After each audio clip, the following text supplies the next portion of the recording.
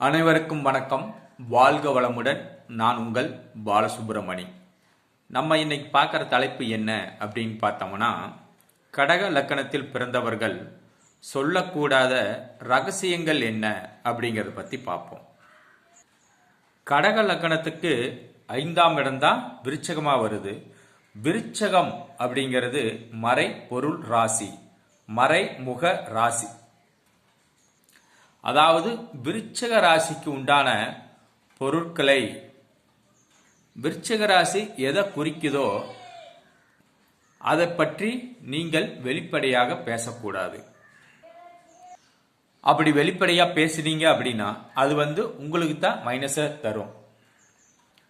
கடக லக்கணத்தில் பிறந்தவர்கள் தன்னுடைய குழந்தை பற்றி, அதாவது தன்னுடைய முதல் குழந்தை பற்றி பெருமையாக பேசக்கூடாது.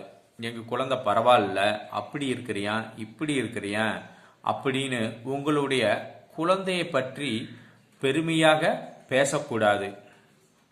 அதே மாதிரி உங்களுடைய பூர்வீக சொத்தை பற்றியும் நீங்கள் பெருமையாக பேசக்கூடாது. உங்களுடைய குல தெய்வத்தை பற்றியும் நீங்கள் பேச வேண்டாம். அதாவது பேச வேண்டாம்னா, குலதெய்வ கோயிலுக்கு போங்க, சாமி கும்பிடுங்க, மாசானா பௌர்ணமிக்கு போய் பூஜை பண்ணுங்க, அமாவாசைக்கு பண்ணுங்க, அடிக்கடி போயிட்டு வாங்க. மற்றவங்கள இடத்துல எங்கள் குலதெய்வத்தை பற்றி அப்படி இப்படி அப்படின்னு அடிக்கடி உங்களுடைய குலதெய்வத்தை பற்றி மற்றவரிடம் சொல்ல வேண்டாம். முக்கியமானதுன்னா பேசுங்க, ஒன்றும் இல்லாமல் உங்கள் குலதெய்வத்தை பற்றி மற்றவரிடம் அதிகம் பேச வேண்டாம்.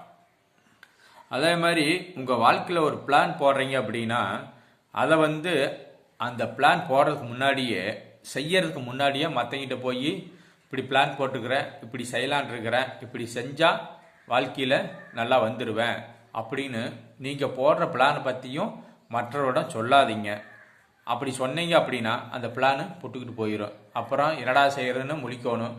உங்களுக்கு யாரும் உதவிக்கு வரமாட்டாங்க. நீங்கள் போடுற பிளானை எப்பவும் வெளியே சொல்லக்கூடாது.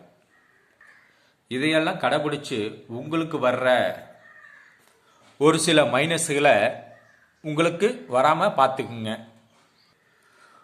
வாழ்க வளமுடன். நன்றி, வணக்கம்.